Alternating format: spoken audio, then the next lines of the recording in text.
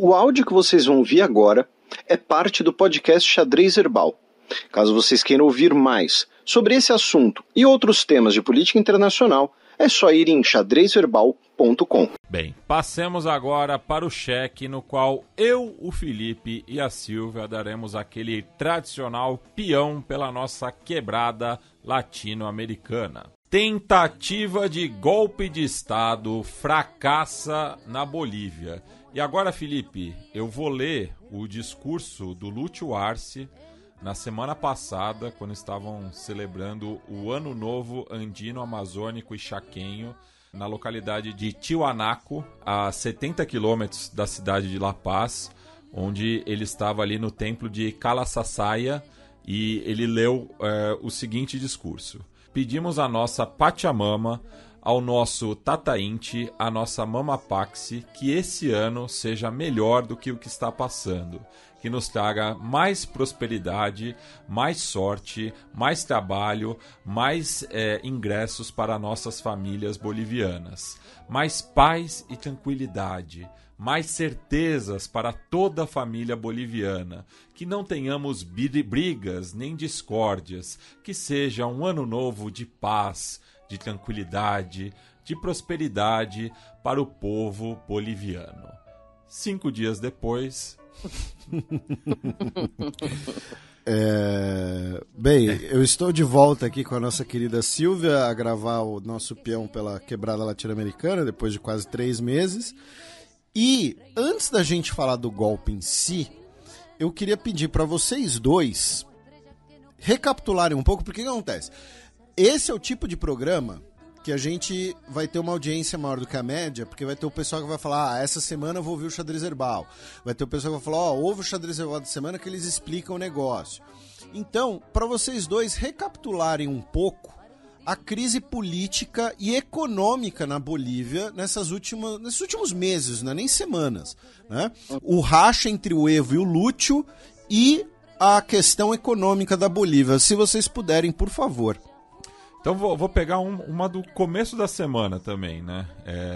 Domingo, dia 23, a ministra da Presidência, né, a Maria Nela Prada, disse, né, que o Evo Morales é um instrumento do império e que existe escassez de gasolina e diesel porque durante a sua gestão ele não investiu na exploração petroleira.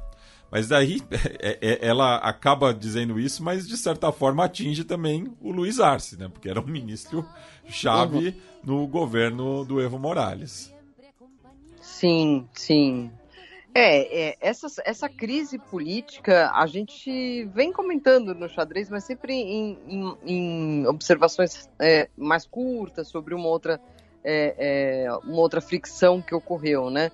Mas eu lembro da gente ter registrado aqui um momento em que Luiz Arce e Evo Morales entram em choque de verdade ali durante uma convenção do MAS, né? Uma reunião interna do Movimento ao Socialismo, que é o partido que deu apoio e que é a base política principal do Evo e também do Luiz Arce, que afinal foi apadrinhado pelo Evo na sua eleição. Então isso já vinha sendo mostrado.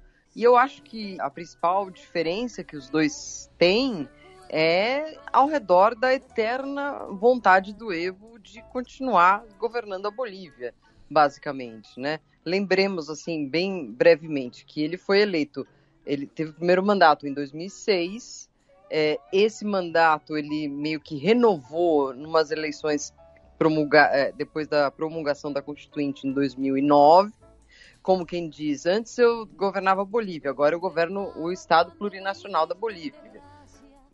Aí tem essa questão, isso é um mandato ou não é? Porque aí foi um segundo mandato, né? E essa Constituição diz que só é permitido uma reeleição. E aí ele buscou a terceira reeleição com a justificativa de que a primeira eleição dele tinha sido por um partido que não era mais o Estado Plurinacional da Bolívia, agora sim era o Estado Plurinacional da Bolívia. E com isso ele cumpriu 3 mandatos. E agora vinha buscando o quarto mandato. o que é uma coisa que vai contra a Constituição dele mesmo. Que inclusive teve o plebiscito, né, no qual ele foi derrotado, que a gente repercutiu no primeiro ou segundo ano de xadrez verbal, né? Aí não sei qual, não era do xadrez, que eu não estava. Mas, enfim, uma das estratégias foi perguntar ao povo se gostariam que ele continuasse. E o resultado do plebiscito foi não. E aí, além disso, ele começou a traçar outras estratégias que entre elas estava, por exemplo, usar a Declaração Internacional de Direitos Humanos, que diz que qualquer cidadão pode ser candidato a presidente do seu país. Aí ele dizia que isso estava acima da Constituição de qualquer país e que, portanto, ele podia ser. Aí, recentemente, a Corte Suprema da Bolívia diz que não, ele não pode ser. Então, está fervilhante o tema por conta disso. E o Arce também tem a ideia de ser candidato. Então, acho que o pano de fundo da confusão entre os dois aí é esse, né? É já a sucessão presidencial de 2025. Lembrando que o Evo, né, os apoiadores do Evo, melhor dizendo, teve aquela manobra de tentar expulsar o Arce do partido, né, do MAS. E o partido rachou, né? Então, as eleições serão no ano que vem, mas não sabe ainda nem como vai estar a unidade, né, da principal legenda da esquerda boliviana, né? Exatamente. Hoje você tem o MAS evista e o MAS arcista, que nesse momento aí de crise dessa semana houve uma solidariedade ali, né? O Evo momentânea, né, Silvia? O Evo vem criticando o Arce quase que diariamente. Aí nesse dia ele disse, não, isso aqui não. Mas, entre os principais quadros, né? Mas já existe, né, um ruído em setores evistas, no qual acham que tudo foi um jogo de cena do Lúcio, né? Que acabou saindo fortalecido dessa crise, né? Sim, sai fortalecido, porque, enfim, ele saiu ali, ele deu a cara, ele enfrentou o general, ainda com um general sem muito apoio, e um golpe ali meio esquisito, né, meio mambembe, mas o Lúcio saiu ali, deu ordem do cara, embora ele foi.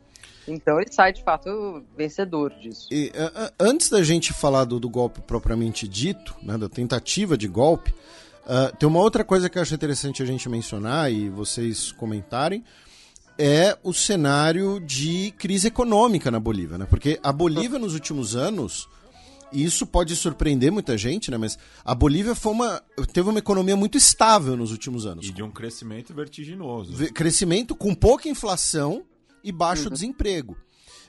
Hoje, entretanto, em 2024, melhor dizendo, desde o ano passado, na verdade, né, você tem um problema de divisas internacionais da Bolívia. Por quê? A Bolívia ela está exportando menos gás natural, em parte porque o Brasil passou a procurar outros fornecedores depois, né, do golpe na Bolívia em 2019. As reservas internacionais bolivianas caíram, tá? Segundo o Banco Central Venezuelano, as reservas da Bolívia eram de 15 bilhões de dólares em 2014. Em abril de 2024, são de 1,8 bilhões. Ou seja, caíram para uma fração de quase 10% do que era. O Matias mencionou, né, agora há pouco, sobre o combustível. A Bolívia importa 56% da gasolina e 86% do diesel que consome, segundo o economista boliviano Jaime Dum. E isso está levando a um problema de divisas na Bolívia e agora as pessoas estão limitadas a saques de $100 por dia. E, consequentemente, você tem um fenômeno muito conhecido, parecido com o que acontece na Argentina, né? Que é, se você limita o dólar oficial, começam a surgir os câmbios paralelos. Exatamente. E o boliviano, que é a moeda boliviana, obviamente, mas se chama boliviano, né? Ele vinha numa estabilidade há muitos e muitos anos. Ele era uma moeda que não variava muito o seu valor. Tanto que alguns argentinos que vivem na fronteira às vezes iam para a fronteira, muitas vezes iam para a fronteira e faziam a troca de dinheiro ali e guardavam em boliviano, porque sabiam que o boliviano tinha uma estabilidade. Isso se acabou completamente, né? E eu acho que na raiz de todos esses problemas econômicos está a mudança que os novos tempos trazem para a questão de consumo de energia, né? A Bolívia vendia muito gás para a Argentina, para o Brasil, para a Argentina principalmente no inverno, enfim. E esse já é um recurso que começa a se extinguir no país, né? Tanto que a Argentina agora está fazendo essa ligação com o Brasil, gasodutos, etc. Até houve um problema recentemente aqui que faltou, o Brasil mandou vir um barco, enfim. Já não se compra gás da Bolívia como antes. Acho que esses são alguns dos detonadores dessa atual crise, né? Então, isso eu acho importante para o ouvinte, especialmente ouvinte esporádico, que surge, né, que apareceu agora, e fica o convite para você se tornar um ouvinte frequente, né? A Bolívia, ela vem de meses, talvez um ano, de crise política entre uma das maiores, se não a maior liderança política da história do país, que é o Evo Morales, certamente a maior liderança de esquerda da história do país, e o Lúcio Arce, que foi seu ministro, seu sucessor hoje, e que é de uma esquerda mais moderada. E aí o que aconteceu? Mas mais antimilitarista. É importante isso, pontuar eu sei que você vai trazer esse ponto, e esse ponto é importante. Agora eu vou passar rapidamente pelo factual e aí vocês fiquem à vontade para comentar. No dia 25 de junho, terça-feira, o então comandante-geral do Exército da Bolívia, Juan José Zuniga, que não tem nada a ver com o jogador que lesionou o Neymar na Copa que era colombiano. Era esse, claro, Camilo Zuniga, isso. Foi um dos melhores memes que eu vi sobre a crise boliviana.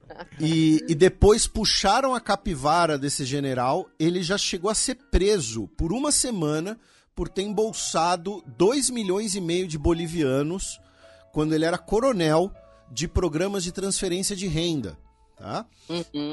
Então, enfim, ele estava num programa de televisão e ele falou que o exército está atento aos males bolivianos e que farão de tudo, tá?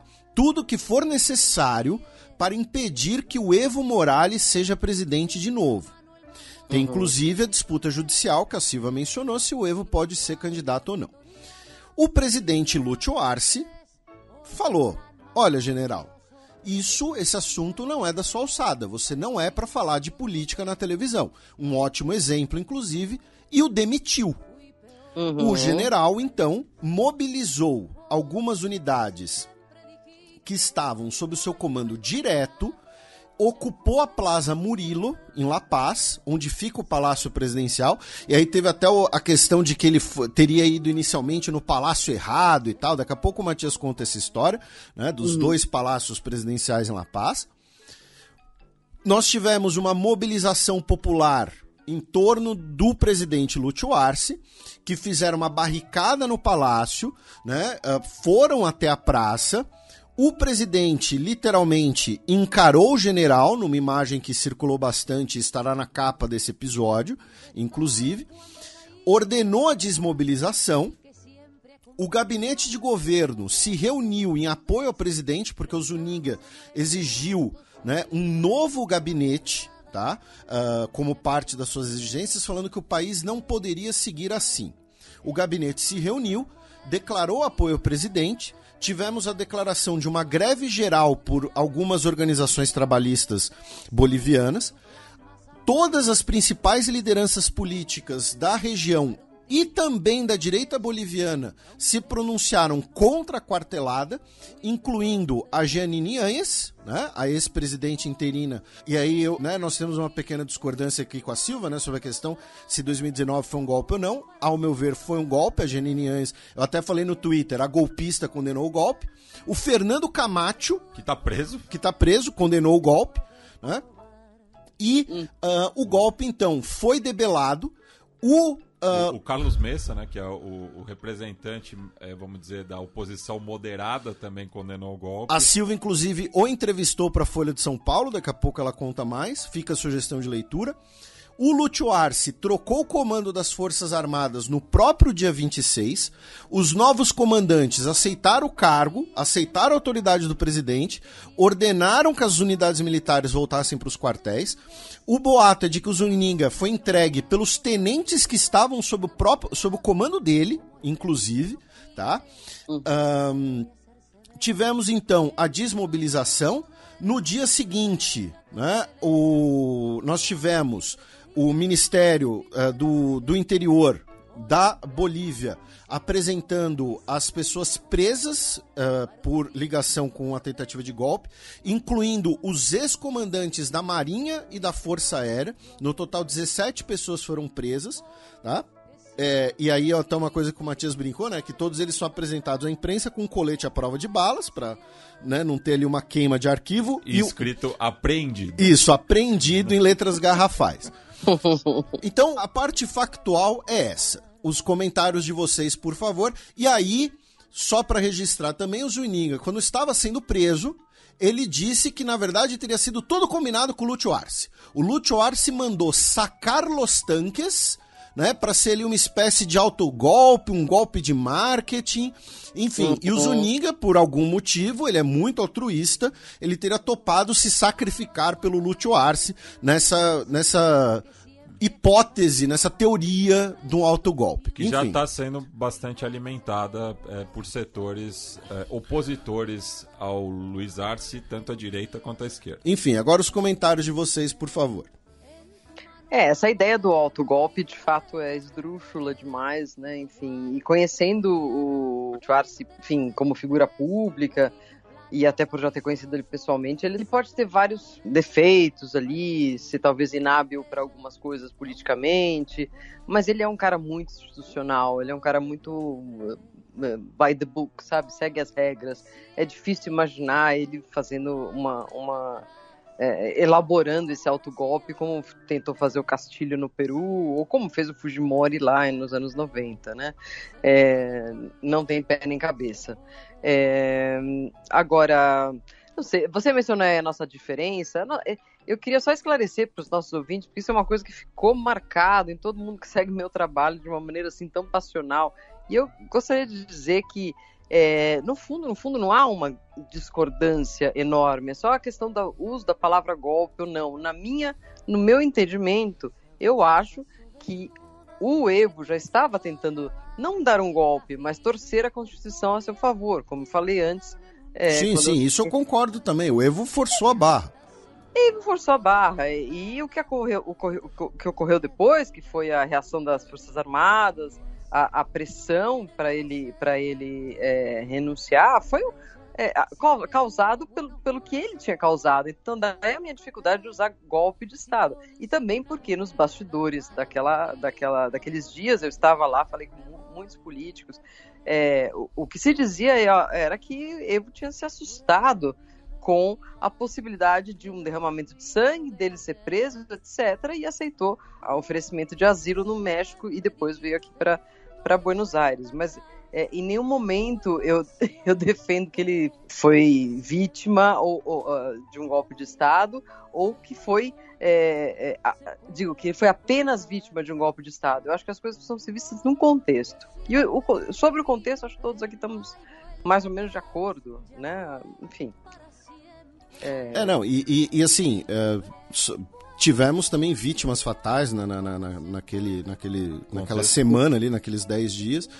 E aproveitando, Silvia, que você mencionou as suas entrevistas, conta um pouco para os nossos ouvintes, né? Obviamente a versão resumida, quem quiser íntegra vai lá ler no site da Folha, a sua entrevista com o ex-presidente Mesa, né? Que, como o Matias mencionou, é uma oposição de centro-direita, né? E foi presidente. E que, inclusive, ele já publicou diversos livros, né? E um deles se chama Presidentes de Bolívia entre urnas e fusiles, que foi escrito antes dele assumir a presidência lá no começo dos anos 80, né, durante a redemocratização do país.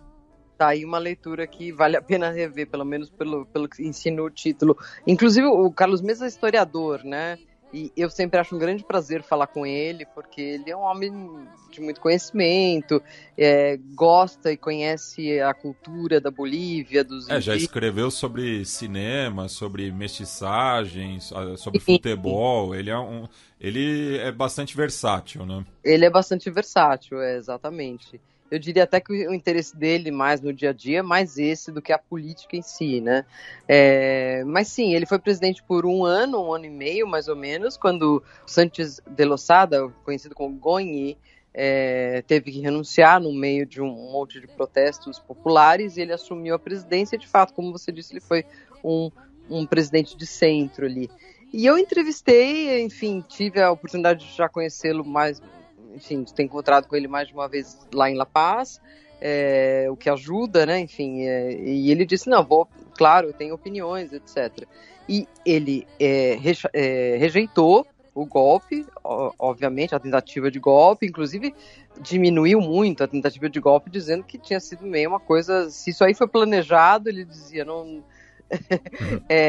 demonstra quão inábeis são as pessoas, porque era meia dúzia de soldados, uns tanquinhos ali tentando entrar, essa coisa de Casa Grande do Povo e Casa de Palácio Governo. Queimado, né?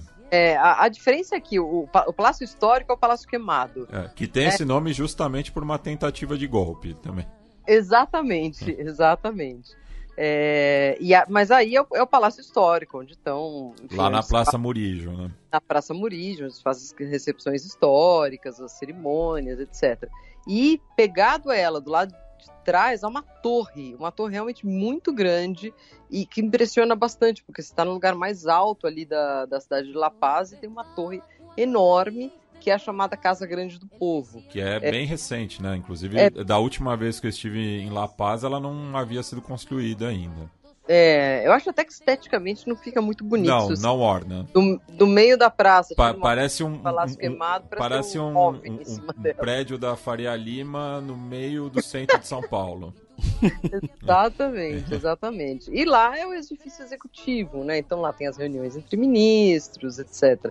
Não sei bem como é que está sendo usado hoje, mas não sei se os golpistas erraram de prédio, porque atacar o Palácio Queimado é muito mais simbólico do que você atacar essa torre aí, né? Enfim, depende do que eles queriam exatamente. Mas é que parece que o Luiz Arce estava na torre, não no palácio. Enfim.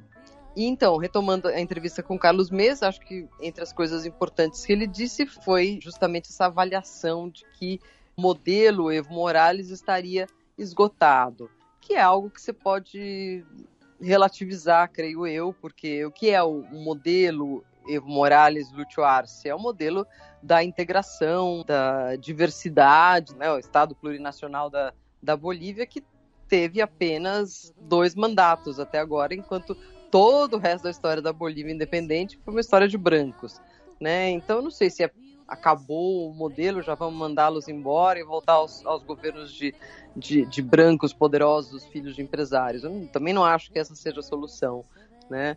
Mas, enfim, a opinião dele é que a Bolívia precisa, justamente por causa dessas dificuldades econômicas, etc., de criar um modelo talvez um pouco mais liberal. Né, foi um pouco o que ele deixou no ar ali. E Silvia, falando aí da Argentina, né, também chamou bastante atenção o silêncio do Milei e da chancelaria em relação ao que estava sucedendo na Bolívia, levando em conta que quase todos os homólogos da região responderam prontamente, né, contra essa tentativa de golpe. Claro, quando a institucionalidade de um país está em risco, eu acho que deveria ser imediata essa resposta de apoio ao presidente Luiz Arce e a quem for, né? Eu acho que demonstrou mais uma vez que Milei só se coloca à defesa de governos alinhados a ele, de políticos que pensam como ele, né? E é uma coisa muito feia, de fato, né? Não dizer nada sobre um país com quem a Argentina faz uma fronteira grande, né? Eu sei que ele preferia que a Argentina fizesse fronteira com Israel, com enfim, com a Itália, mas não, faz com a Bolívia. Uma cidade boliviana enorme aqui. Então, foi um silêncio ruidoso. Enfim, só para não ser completamente injusta, no dia seguinte, a chancelaria, sim, publicou uma nota pedindo para que se defenda a democracia. Mas não é a mesma coisa, né, do que os presidentes saírem imediatamente no Twitter e falar alguma coisa em defesa da institucionalidade na Bolívia, né? Comenta um pouco mais sobre essa questão, né, que faz parte da briga entre Arce e Lúcio, né, de que o Evo ele tem essa visão mais nacionalista militar, né, enquanto o Lúcio é crítico das Forças Armadas, lembrando, e a gente já vai falar do histórico de golpes na Bolívia, né? Quem chamou a atenção para mim em relação a isso, né, foi o amigo Carlos Jauregui, que disse, né, que o Luiz Arce, né, ele era militante de uma organização junto ao Marcelo Quiroga Santa Cruz, né, que é um dos grandes ícones da esquerda revolucionária na Bolívia, né, enfim, e também o Luiz Arce foi o primeiro presidente boliviano a indenizar, né, as vítimas dos seguidos governos militares no país. Então mostra, né, realmente o posicionamento dele, né, em relação aos militares, né, que é um setor da Bolívia que é uma situação um pouco paradoxal, assim, né? Porque ao mesmo tempo tem essa valorização das Forças Armadas, né, pela tentativa, né, de proteção do território, mas que tem seguidos insucessos historicamente, né? A Guerra do Pacífico, a Guerra do Chaco, que não consegue também resguardar as suas fronteiras, mas tem essa ameaça estrangeira, né, pairando no ar, né, já que a Bolívia perdeu parte do seu território para quase todos os vizinhos, né? Enquanto que o Evo Morales, né, tem uma visão mais nacionalista, né, inclusive chegou a servir no exército, né, tem foto dele com o uniforme, enfim, então tem esse passado, né, ele que serviu no 4º Regimento de Cavalaria de Ingave, né, durante um dos governos militares do país. Sim, eu acho que daí também existe uma espécie de modelo aí que foi seguido por alguns dos integrantes da chamada Onda Vermelha, Onda Rosa, na América do Sul, que é essa aproximação aos militares, né? Na Venezuela isso é muito claro hoje em dia, né? Você tem um exército totalmente alinhado a esse governo dito esquerdista, bolivariano, etc. Hoje é a última sustentação, praticamente, do governo Nicolás Maduro, né? Exatamente, um exército que ele cultiva, enfim, divide as riquezas, divide bônus, e etc., né? O Equador do Correia também era muito próximo aos militares. Acho que tem mais a ver com quer dizer, tem a ver também com essa característica, né, de eles buscarem ajuda no exército. E aí eu tenho, sei lá, uma tese minha aqui, que eu não sei se seria altamente comprovável com estudos, mas eu entendo, pelas experiências que eu tive na parte norte da América do Sul, a relação da população com o exército é muito diferente da parte sul. Então, o que eu quero dizer com isso? Argentina, Brasil, Paraguai, Uruguai, a gente ouve falar de exército, a gente pensa imediatamente na repressão da ditadura, que foi feroz, foi terrível, e ninguém quer nem saber do exército voltando ao poder, né? Principalmente aqui na Argentina. Assim, um general sai para dar uma opinião política, cai todo mundo de pau em cima. Quer dizer, houve um trauma e desse trauma ninguém não se saiu ainda. Então, a participação do exército na política é muito mais rejeitada aqui no sul da América do Sul. E eu acho que no norte é diferente, porque, em grande parte, o exército é também indígena, é também muito representativo da sua população, e não houve ditaduras como as do sul da América do Sul. Tenho essa sensação, mas, enfim, teria que elaborar isso um pouco mais, assim, para entender um pouco como é que também... Para a gente parece super raro, super estranho, mas para eles não, que o exército esteja aliado a um governo popular. né? Porque não houve essa cisão tão traumática. Aí, né, a gente já está falando aí de Bolívia, já tem uma meia hora mais ou menos, mas aí a gente vai entrar, acho que na última seara, e que acho que é importante, penúltima, né? Porque a última mesmo é uma cilada que eu vou jogar para vocês, que é a questão do histórico boliviano e toda a discussão que ficou muito presente no Twitter sobre, não, esse golpe é interesse dos Estados Unidos por causa do lítio boliviano, né? Eu escrevi 2 threads que foram bem recebidas em alguns setores, não tão bem recebidas em outros. Eu e o Matias, a gente falou disso hoje no Desce a Letra, lá com o Cauê e com o Load. Então acho que é importante lembrar para os nossos ouvintes, especialmente esse ouvinte esporádico, né, que assim, a Bolívia, ela, desde a sua independência, ela teve 180 episódios de golpes ou tentativas de golpe. Só no século XX foram 40 governos diferentes, né, incluindo militar dando golpe em militar, né? E na Bolívia... É o caso do Hugo Banzer, né, que toma o golpe ali no final dos anos 70 e depois volta como presidente eleito no final dos anos 90. Isso, né? E que assim, se procurar assim, coisas envolvendo Hugo Banzer e o comércio, né, internacional, né, enfim, de produtos ilegais, tal, acho que tem umas ligações. Mas... E a Bolívia, ela tem uma questão, né, de que são muito presentes na Bolívia 2 ideologias muito nefastas, né, que uma é o caudilismo, né, de que o poder militar tem que andar junto com o poder político, e a ideia da tutela do poder civil, né, porque a Bolívia é um país vasto, a Bolívia é um país pouco integrado, né? O Matias já explicou isso aqui várias vezes, né? A questão do altiplano, a questão da terra baixa, né? Um lado tem uma população que se vê como branca, descendente de espanhóis, o outro tem uma população mais indígena, então tem que ter um militar patriótico para impedir uma guerra civil, para impedir que o país se esfacele, esse pensamento de tutela. Então, assim, uma tentativa de golpe de Estado na Bolívia pode ser perfeitamente explicada por fatores políticos bolivianos, né? O Evo Morales, ele tweetou 7 vezes no dia do golpe.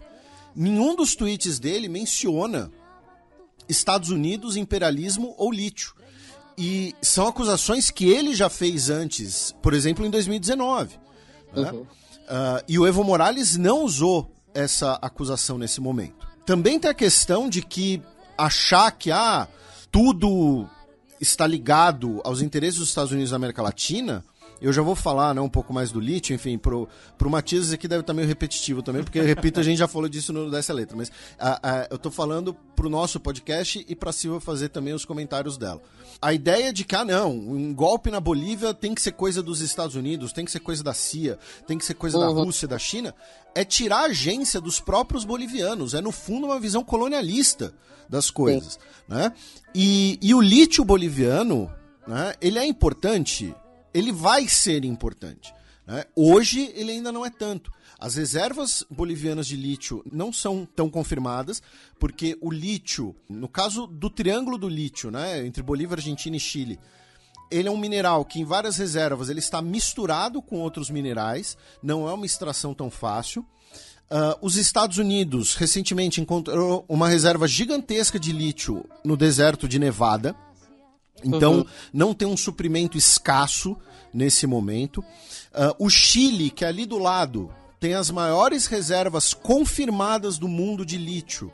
E essa exploração é feita ou envolvendo empresas dos Estados Unidos, ou tem os Estados Unidos como destino. Então não tem uma escassez, uma demanda muito grande, como eu falei. A própria situação geográfica boliviana, que não tem saída para o mar, né, torna o escoamento dessa produção muito complicado, porque o lítio está no sul e o principal porto utilizado pelos bolivianos é no sul do Peru, ou seja, você tem que atravessar o país inteiro com esse lítio, né? As propostas de desenvolvimento da indústria do lítio na Bolívia, em cooperação com China e Rússia, estão empacadas nesse momento, tá? Não estão avançando na velocidade que se esperavam. Então, o lítio é interesse dos Estados Unidos, mas não tem nada a ver com o que aconteceu dessa vez, né? E a própria estrutura da sociedade boliviana, que tem muita mobilização popular, demanda um esforço, né, de um golpe preparado por anos, como foi o golpe no Chile, como foi o golpe no Irã em 53, não uma quartelada, não vai ser uma quartelada que do dia para a noite vai mudar toda a estrutura política e econômica da Bolívia.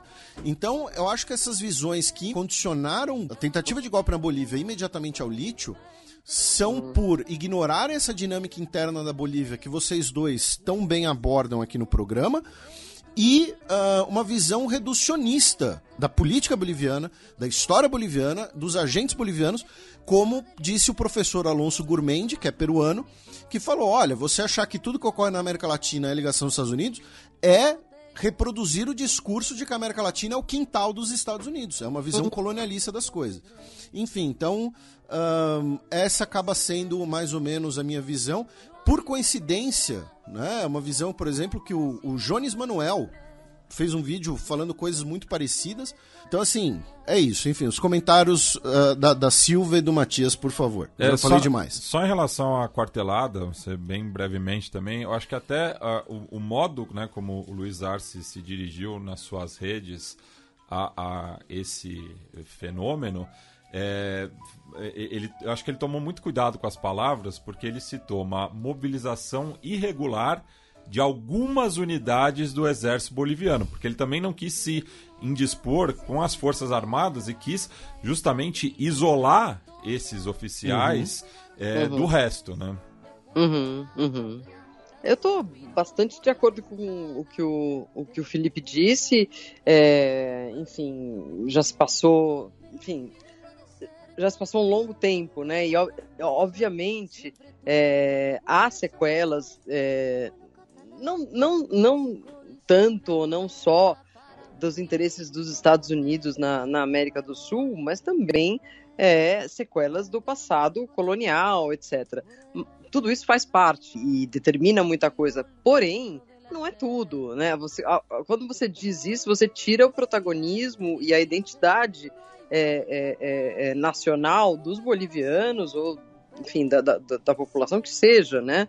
Enfim, eu acho de fato que não tem a ver com lítio nesse momento, até porque o lítio é mais um potencial do que uma realidade na Bolívia hoje em dia, se você comparar com Argentina e Chile. Enfim, e obviamente não é que um dos presidentes é vendido para os Estados Unidos e esse presidente não é.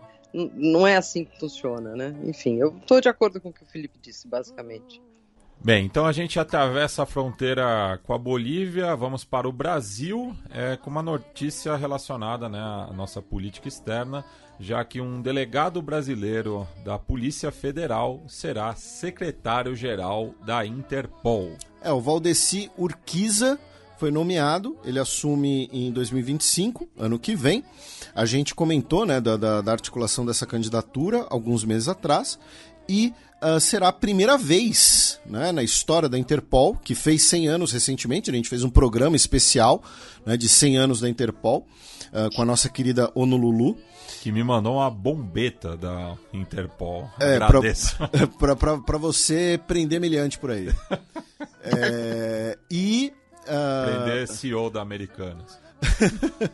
Será a primeira vez que o secretário-geral da Interpol será de um país em desenvolvimento, ou seja, não será de um país europeu ou de um país rico, digamos assim, né, em bom português. Lembrando que durante ali uns 10 anos, não, menos, né, mas durante alguns anos, a Interpol, inclusive, ela acabou sendo manobrada pelos nazistas e tudo mais, tanto que ela é, entre aspas, refundada no pós-Segunda Guerra Mundial. Então essa é a nossa notícia brasileira dessa semana.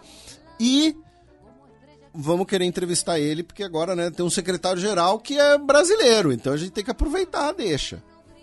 Bem, do Brasil vamos para a Argentina, já que o PIB do país recuou 5,1% no primeiro trimestre e a Argentina entrou em recessão técnica. Silvia, como repercutiu esses dados divulgados pelos próprios aparelhos do Estado, enquanto que o Milei estava em mais uma egotrip na Europa? Exato. Milei só comemora e só viaja, né? Falou até em Nobel, né?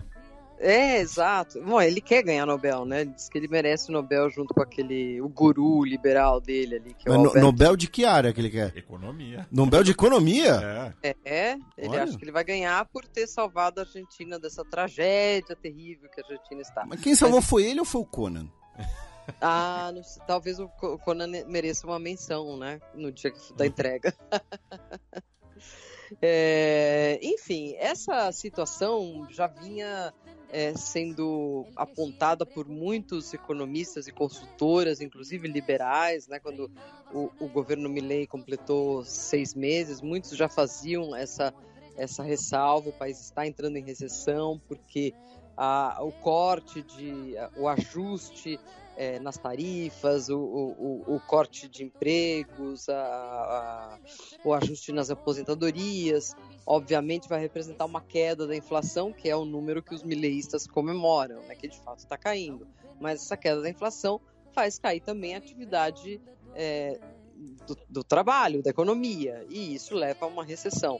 Isso já vinha sendo desenhado aí nos últimos tempos, porém era isso, né? Os mileístas leem pelo lado de tá caindo a inflação. E os críticos à política integral econômica dizem, mas isso vai fazer com que o país entre em recessão. Agora, esses números aparecem agora para referendar essa situação, mostrar que é isso mesmo, é um país em recessão, portanto não é um país atraente para investimentos, como eles vinham vendendo, e gera muita preocupação, claro. A questão ainda é até quando se terá paciência com esse novo governo, que, enfim, as pessoas mais humildes não conseguem chegar até o fim do mês, porém dizem que tem esperança, que mais lá na frente vai dar certo, que precisa dar errado antes de dar certo. É uma presunção um pouco perigosa, mas a maioria dos argentinos está nessa vibe. Obviamente a discussão sobre a Argentina é com vocês dois, mas só para o nosso ouvinte saber, esse dado do INDEC, né, que é o IBGE da Argentina. O Instituto de Censos e Estatísticas. Isso, e vocês podem baixar ele, tá? Você vai lá em indec.gob, com B.ar, vocês podem baixar o relatório de 16 páginas, e lá na página 4 tem um infográfico ali bem didático. Esses dados, esses números são do primeiro trimestre de 2024. Em comparação com o mesmo período em 2023. Isso, você tem os dois dados, né? O efeito nos últimos 3 meses e a comparação com 2023. E além da queda do PIB, tem uma outra coisa que é interessante citar. A indústria manufatureira caiu 13,7%, o setor de construção caiu 19,7%, muito puxado devido aos cortes do governo, que a Silvia vai explicar, e ao mesmo tempo os setores primários, minas, pesca e agricultura subiram. A agricultura subiu 10%, a pesca subiu 3% e as minas subiram 8%. E silvicultura também. Então, e por quê? Porque esses setores são, a maioria deles, exportadores. Sim. Ou seja, vendem em dólar. Para os setores que dependem da economia interna, em pesos, quase tudo caiu. Claro, isso se explica também pelo fato de logo que assumiu o Milei, ele promoveu uma mega desvalorização do peso, né? Então isso já, por natureza, já faz a entrada em dólares valer mais, né? E o peso menos. Aí não necessariamente precisa ter um volume maior de exportações, né? E sim, mexeu na moeda. Mas, de fato, algumas áreas estão felizes com o desempenho, mas a atividade produtiva em geral, e aquela que depende de importados, de coisas que precisam ser compradas de fora, elementos industriais, está sofrendo bastante. E eu falei, né, da egotrip do Milei pela Europa, né? Quando ele recebeu esses dados, ele estava em Praga, né, visitando o presidente da Tchequia, o Petr Pavel, e ele declarou, né, que no exterior, longe de nos questionarem a política social, eles a ponderam, né? Isso também levando em conta assim, o descolamento da realidade dele, já que outro dado do relatório do INDEC foi da alta na taxa de desemprego, né, que chegou a 7,7%.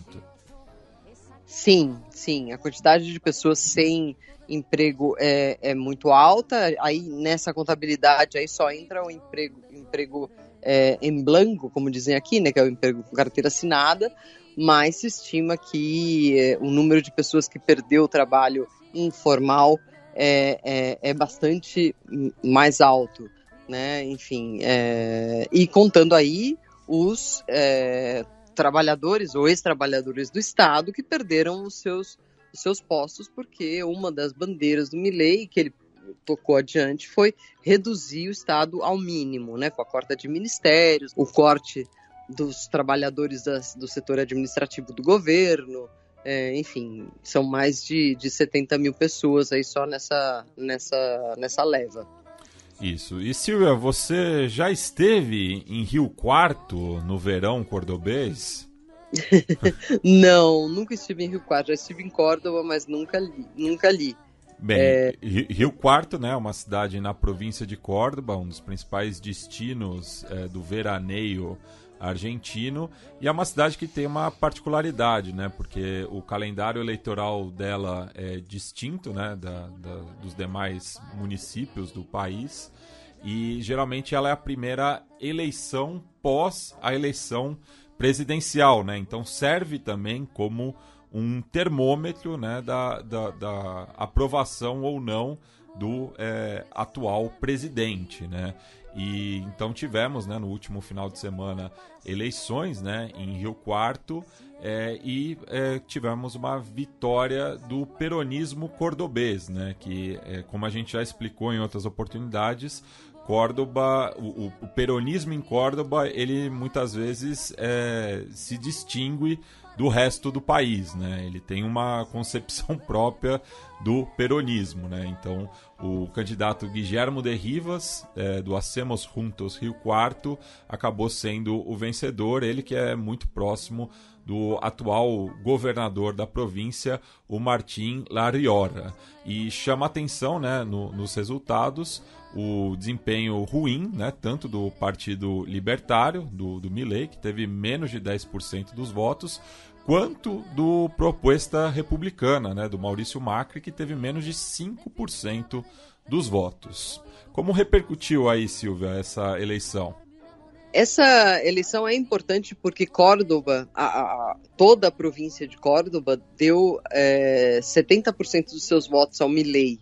E sempre é uma província que tradicionalmente vota na direita ou na centro-direita, né? Até o peronismo que ganha aí, geralmente é um peronismo, como você mesmo disse, mais linha do meio ali, sabe? Mais de centro ou de centro-direita. Então, obviamente, que a força do Milei não tenha ganho aí não é uma surpresa, até porque nas províncias o Milei não elegeu, o partido do Milei não elegeu nenhum governador, né? E agora, começando essa nova ronda de eleições, que vai culminar nas legislativas do fim do ano que vem, a gente começa a ver mais derrotas aí do mileísmo fora Buenos Aires, né? Rio Quarto é uma cidade muito famosa, importante na província de Córdoba e está mostrando aí o que talvez seja um termômetro do que está acontecendo no país. Não queremos o kirchnerismo de volta, nem o peronismo mais radical. Estamos vendo que Milei não tem todas as soluções. Voltemos para uma solução ali de meio do termômetro, que seria esse peronismo mais de centro ou até de centro-direita. Exato, e me chamou a atenção, né, que a a terceira candidata mais votada, né, a Diana Mônica, fazia parte de uma legenda chamada La Fuerza del Império del Sur, né, um nome grandiloquente, assim, né. E aí tem duas notícias, uma de hoje, inclusive, né, para Silvia comentar. Né? Hoje, sexta-feira, dia 28, o Congresso da Argentina, né, aprovou, né, a lei de bases, depois de uma sessão aí de 12 horas, né, né, naquele ida e volta entre Senado e Câmara, e foi aprovado hoje na Câmara, né, no caso, 147 votos a favor, 107 contra, 2 abstenções, e também tivemos a notícia nessa semana de que o brasileiro Fernando Sabag Montiel, né, aquele que tentou assassinar a Cristina Kirchner, começou o julgamento dele, né? Então, enfim, como esses dois assuntos repercutiram, claro, a aprovação da reforma do Milei já era prevista, né, e foi de agora a pouco, mas de qualquer maneira agora está sacramentada, né, a aprovação da lei geral, né, a lei ônibus, o pacotão. Sim, sim. Embora tenha, eu colocaria vários poréns aí, que é o seguinte. Primeiro, essa lei, ela foi enviada ao Congresso logo no começo do governo Milei e foi retirada do Congresso pelo próprio governo Milei ao perceber que estavam desidratando-a dos seus itens, artigos mais liberais, mais radicais. Retiraram porque se ela fosse rejeitada não ia poder ser apresentada novamente nessa legislatura. Aí passou-se 2 meses, muita negociação ali entre o Guillermo Francos, hoje chefe de gabinete, e os distintos blocos políticos para tentar atender a todos e chegar a um meio termo aí que fosse aprovado. Para você ter uma ideia, a original tinha 600 artigos, a que foi aprovada tem ao redor de 200. Então muita coisa caiu, muita coisa não passou já na primeira votação nos deputados, mas mesmo assim recebeu o chamado dictamen, que é a autorização da Câmara de Deputados para que vá ao Senado. O Senado fez ainda mais alterações. Para ter uma ideia, uma das leis ali que era polêmica era a reforma trabalhista, que ia permitir a flexibilização dos contratos de trabalho, ia dar muitas e muitas benesses ali a quem emprega e tirar direitos dos trabalhadores. Acabou ficando muito, muito reduzida essa lei. Não entrou a flexibilização, não entrou várias coisas que eram ultraliberais do ponto de vista do Milei. Então, foi por isso que ela passou no Senado, faz 1 semana e meia, 2 semanas, e houve muita confusão, houve protestos, as pessoas foram às ruas, queimaram carros, atacaram o carro de uma emissora de TV de Córdoba, teve muita violência. Aí, a lei volta para deputados e essa, como você mesmo disse, foi a votação final e ela passou, sacramentada, etc., mas não confundir essa com o pacotaço ultraliberal do começo do governo Milei.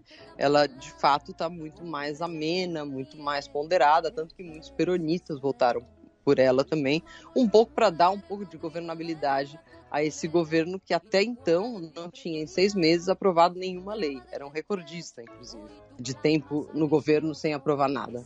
Então, Milei agora tem a sua primeira lei. Bem, da Argentina cruzamos a cordilheira em direção ao Chile com 3 notícias do país, né? A primeira delas é que o Gabriel Boric visitou a região de Magallanes, né, na Patagônia chilena, inclusive da onde ele é oriundo, muito por conta, né, da polêmica que houve, né, por conta das placas solares instaladas na Argentina no regimento militar transandino Itu-Uno, né, que avançaram 3 metros sobre a fronteira entre os 2 países, né? Então, o Boric estava, né, em viagem à Europa e desde Paris fez um ultimato, né, para que os argentinos retirassem, né, as placas solares do território chileno e aproveitou essa crise também para visitar a sua região natal, né, passando por diversas comunas de Magallanes, né, inclusive 2 delas na Terra do Fogo, né, no qual divide com a Argentina. Sim, Boric levou esse cara. Obviamente ele tem razão, não pode construir placas solares argentinas no território chileno, mas era uma questão de 3 metros, né?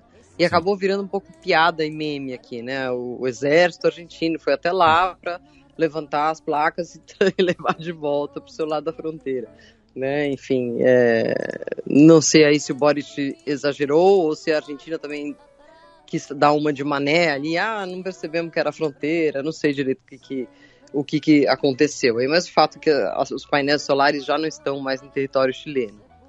Também tivemos uma denúncia, né, de que o chefe da unidade de anticorrupção está sendo imputado, né, por tortura psicológica, mas o Ministério Público havia se negado a investigar, o que coube justamente à Procuradoria Nacional do país, né? No caso, se trata do Eugênio Campos, né, que foi denunciado por 2 funcionárias da Procuradoria de O'Higgins por torturas psicológicas, né?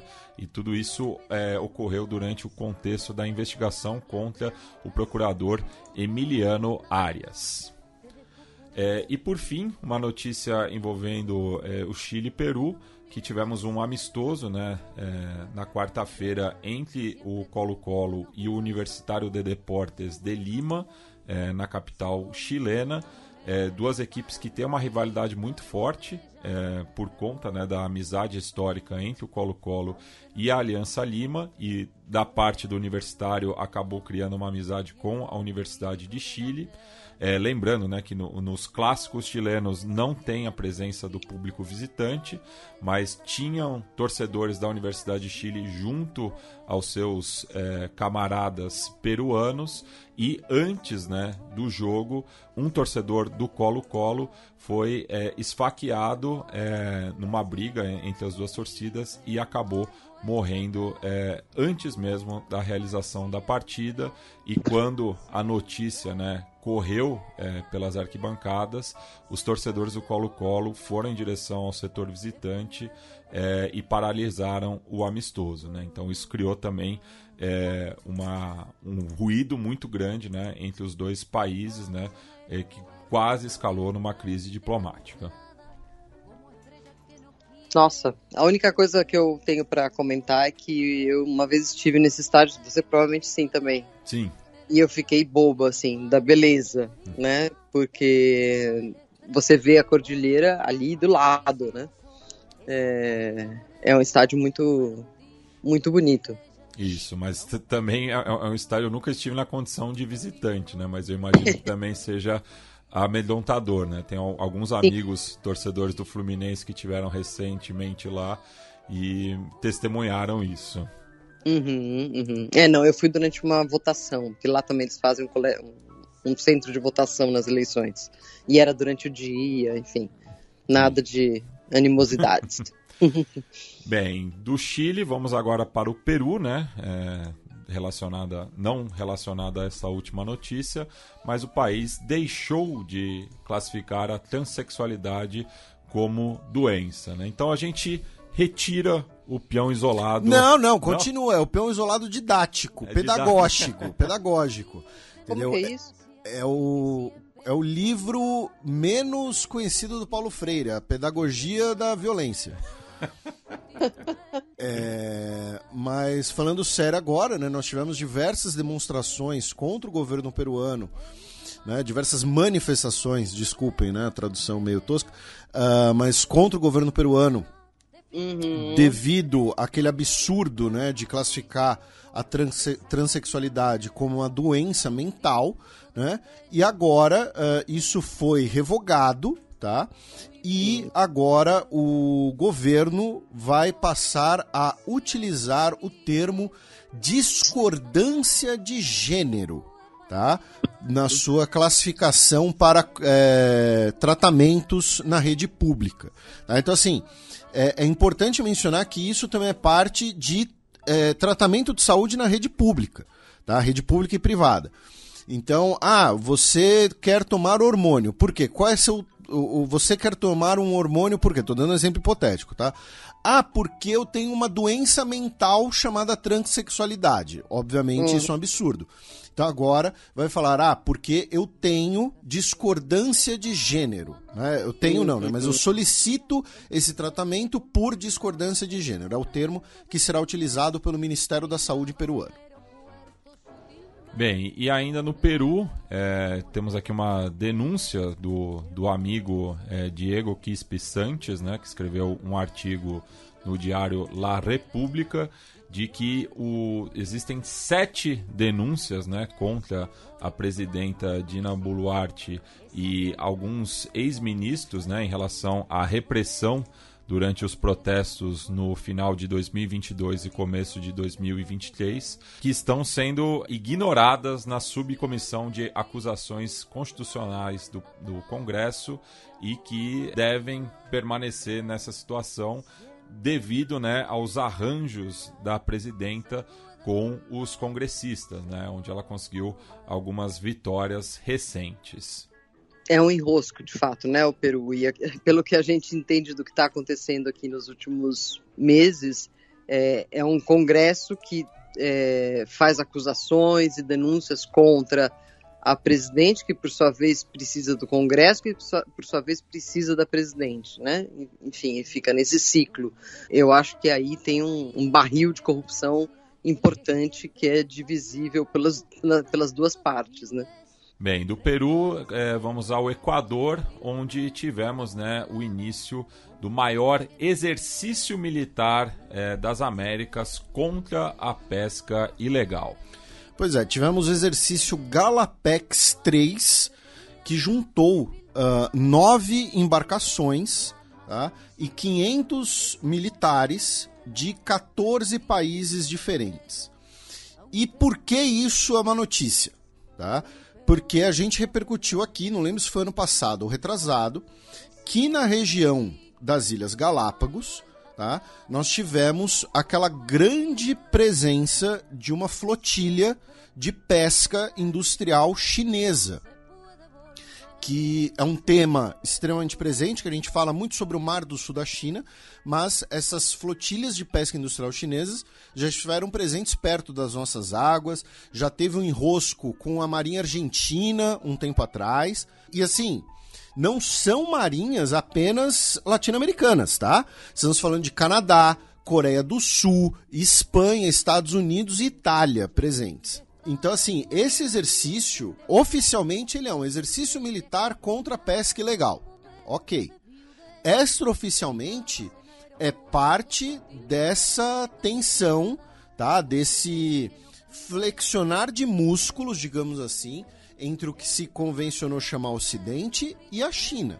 Tá? Então é uma notícia que parece nota de rodapé, mas é muito interessante, porque esse exercício Galapex, ele costumava ser um exercício ali basicamente entre Equador e Colômbia. Equador, Colômbia e mais um outro convidado. Tá? Agora a gente está falando de 14 forças navais diferentes participando de um exercício. Então é uma notícia muito interessante sobre essa conjuntura de tensões com a China, entre Estados Unidos e China, e a pesca industrial chinesa, que vai ser um problema cada vez maior. Um problema de relações internacionais, quero dizer.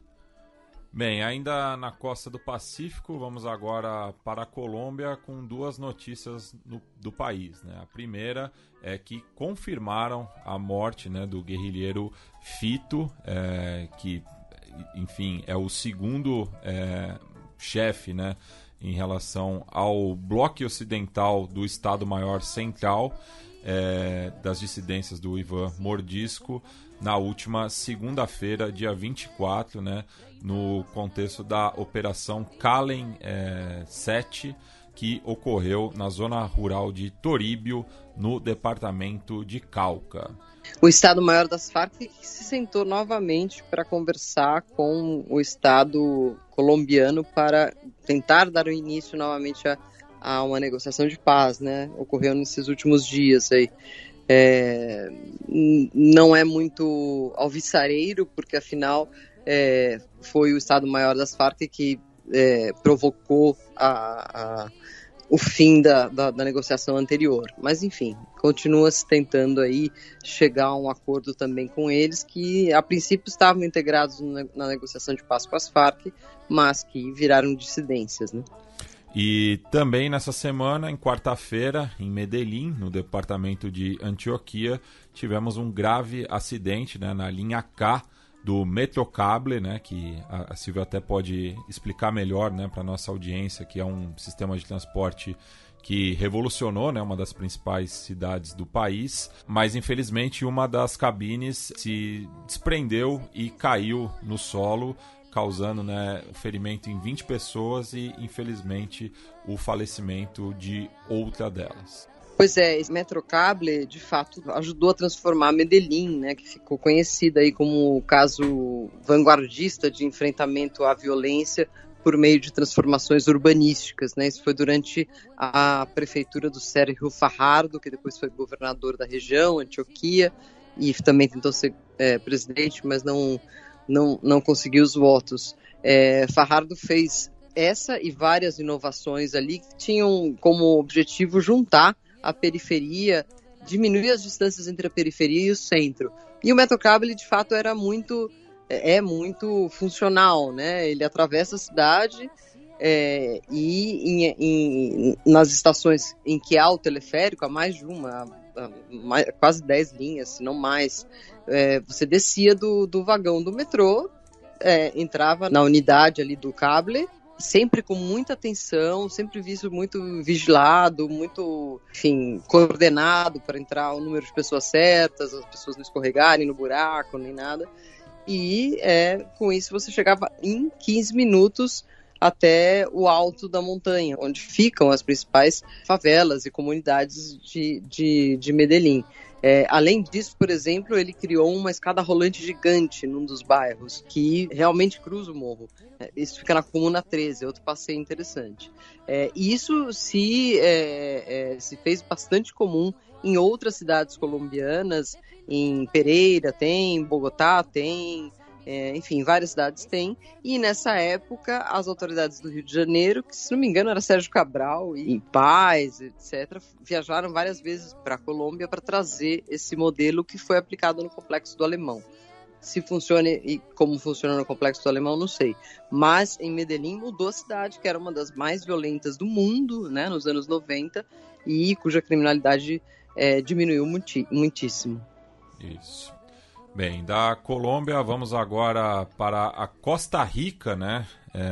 Uma notícia relacionada à Copa América, já que o goleiro Keylor Navas, né, que, enfim, marcou época na seleção costarriquenha, passou, né, por Real Madrid, Paris Saint-Germain, enfim, não enfrentou o Brasil, né, no começo da semana, porque está sendo acusado, né, de trabalho análogo à escravidão em Paris, né, por manter por 20 meses um homem de nacionalidade francesa nessas condições, e o funcionário então alegou, né, à Procuradoria de Versalhes de que trabalhava por 90 horas semanais na casa do goleiro, onde vivia em um quarto no sótão, úmido e sem janelas, né? E por conta dessas denúncias, o goleiro pediu o afastamento da seleção, que empatou em 0-0 com o Brasil. Ainda na América Central, vamos agora para Honduras, onde o ex-presidente Juan Orlando Hernández foi condenado a 45 anos de prisão por acusações relacionadas ao tráfico de drogas. Exatamente. Além de 45 anos de cana, ele vai ter que pagar uma multa de 8 milhões de dólares, tá? A história do Juan Orlando Hernández, né, a gente já falou um pouquinho aqui, e a Silvia certamente, né, tem observações, que assim, ele foi eleito pouco tempo depois, né, ele foi eleito em 2014, alguns anos depois, né, da deposição ilegal, né, do Zelaya, né, do Manuel Zelaya. E ele era ali o cara, né, próximo dos Estados Unidos e tal, né? Ele é ligado à Opus Dei, inclusive, E mesmo, né, com isso, depois ele, enfim, os Estados Unidos falou, então, você era nosso aliado, tal, mas parece que você fez umas coisas erradas, incluindo aí 400 toneladas de cocaína, tá? Então você vai pegar uma cana boa nos Estados Unidos. Essa condenação foi nos Estados Unidos, tá? Em Nova York, e ele está preso lá, tá? Então, tá aí a breve história dele. Enfim, e eu acho que na fila aí para serem julgados, eventualmente presos, aí entre os recentes líderes da América Central estão aí também o Giammattei, agora ex-presidente da Guatemala, que tem acusações, inclusive nos Estados Unidos, e também o Jimmy Morales, que além de ter expulsado a Comissão das Nações Unidas contra a Corrupção do seu país, também tem denúncias de corrupção e narcotráfico vinculados aos Estados Unidos. Então, eu acho que essa geração aí tem contas a prestar. Bem, de Honduras vamos para o México, onde em um dos seus últimos atos como presidente, o Andrés Manuel López Obrador buscará um acordo com a empresa china Ganfeng em relação à arbitragem contra o México pela concessão de lítio. Pois é, essa notícia aqui é interessante justamente porque a gente estava falando do lítio, né, no caso da Bolívia. Essa notícia é do El Economista, do México, né? E o que acontece? O López Obrador disse que vai tentar um acordo, tá, com a empresa Ganfeng, porque a empresa disse que vai solicitar uma arbitragem internacional, tá, sobre um acordo entre a empresa e o Estado mexicano. Por quê? Porque a empresa está alegando que, ao obter uma concessão no estado de Sonora, ela poderia explorar o lítio desse estado. E o lítio foi recentemente nacionalizado pelo López Obrador. Então, o governo mexicano está falando, olha só, depois que a gente nacionalizou, vocês podem explorar outros recursos minerais no estado. A empresa está falando, não, a gente teve a concessão antes, então a gente tem o direito sim de explorar o lítio. Então, é uma treta entre o Estado mexicano e uma empresa chinesa sobre a exploração de lítio em Sonora, tá? E a Ganfeng é uma das principais fabricantes de baterias da China. Inclusive, salvo engano, tá? Peço desculpas pela imprecisão, mas ela fornece baterias para a famosa BYD. Bem, do México a gente segue na bacia do Caribe, vamos para o Haiti, onde tivemos, né, a chegada das forças policiais quenianas naquele convênio com as Nações Unidas. Isso, chegou o primeiro contingente, tá? Cerca de 200, né, policiais quenianos. Lembrando que a missão, nesse primeiro momento, será de 400, porém, a ideia é que chegue até 2.500 liderados pelo Quênia. Não 2.500, todos eles quenianos. Então tivemos a chegada da primeira leva, tá, num avião da Kenyan Airways, no Haiti, chegando ali com a bandeira do Quênia, chegando, e sim, são policiais, mas eles estão claramente equipados como forças armadas, sabe? E eles desceram do avião numa coisa até midiática, né, cenográfica ali, com um colete balístico, capacete, rifles em mão, sabe? E obviamente eles, né, ninguém voa com um rifle desse jeito num voo do Quênia para o Haiti, né? Certamente deve ter feito escala em algum lugar. Imagina passar no raio-x, né, com tudo. Pois é. Então tivemos a chegada da primeira leva de policiais quenianos ao Haiti. Bem, uma notícia mais geral agora relacionada à região é que saiu, né, o relatório da Iniciativa Mesoamericana de Mulheres Defensoras dos Direitos Humanos, chamado Datos que nos duelen, redes que nos salvam, que mostram, né, que no período de 2012 a 2023 tivemos o assassinato de 200 defensores dos direitos humanos na América Central e México, 228 tentativas de assassinato e 35.077 agressões por mulheres que exerceram seu ativismo, sendo que 45% dos ataques perpetrados foram por agentes de segurança do Estado, tais como policiais e militares, né? Dados aterradores, né, Silvia?